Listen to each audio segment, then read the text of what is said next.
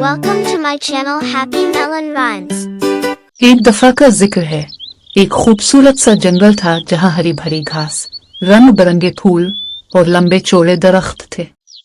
उसी जंगल में एक मेहनती चींटी रहती थी, बहुत छोटी मगर दिल की मजबूत, हमेशा काम में मसरूफ। इसका नाम था चीनो। जंगल के दूसरे कोने में एक खुश मिजाज मगर बेफिक्र टिन रहता था जिसका नाम था गिगू। गिगू को गाना, नाचना और हर मौसम में मौज मस्ती करना बहुत पसंद था। वो कभी काम नहीं करता था। एक रोशन और गर्म सुबह चीनो अपने बिल से निकली और अनाज के दाने इकट्ठे करने लगी। गर्मियों में चींटियां पूरा साल का रिस्क जमा करती हैं, लेकिन जैसे ही चीनो एक बड़ा सा दाना उठा रही थी, गिगू सामने से छलांग लगाता हुआ आया। अरे चीनो, काम काम काम, कभी तो आराम कर लिया करो, गिगू ने हंसते हुए कहा। चीनो ने मुस्कुराकर जवाब दिया, मैं आराम बाद में करूंगी गिगू, अभी तो मौसम अच्छा है, खुराक इकट्ठी करने का वक्त है, सर्दियां आने वाली हैं।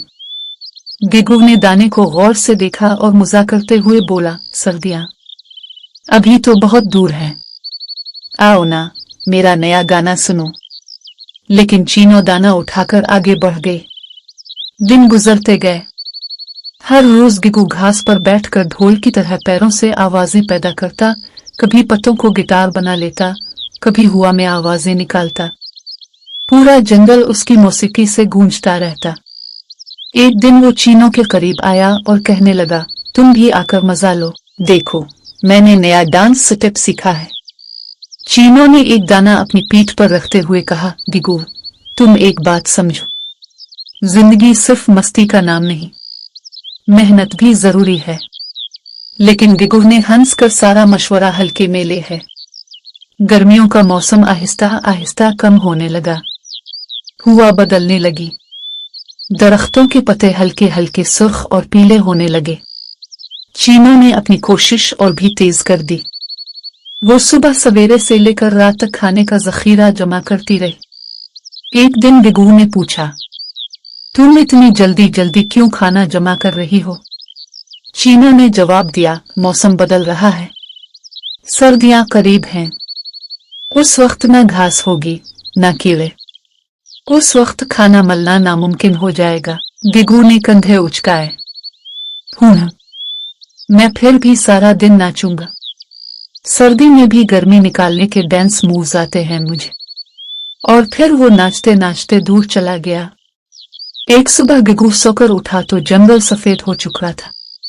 हर तरफ बर्फ फैली हुई थी। घास सख्त और सूखी हो चुकी थी। ठंडी हवाओं में नाचना तो दूर, खड़ा रहना भी मुश्किल था। गिगू ने कांपते हुए कहा, ओ नहीं, ये तो बहुत बुरा हुआ, मैंने कुछ भी खाना जमा नहीं किया। भूख से इसका पेट दर्द करने लगा। इसने खुश्क घास के नीचे देखा, दरख्तों के पीछे देखा, मगर कहीं कुछ ना मिला। वो कमजोर होकर एक जगह बैठ गया। काश मैंने चीनो की बात मान ली। जब गिगू डांसेस से कांप रहा था, उसने दूर एक छोटे से सुराख से रोशनी निकलते देखी। वो सुराख चीनो के घर का था।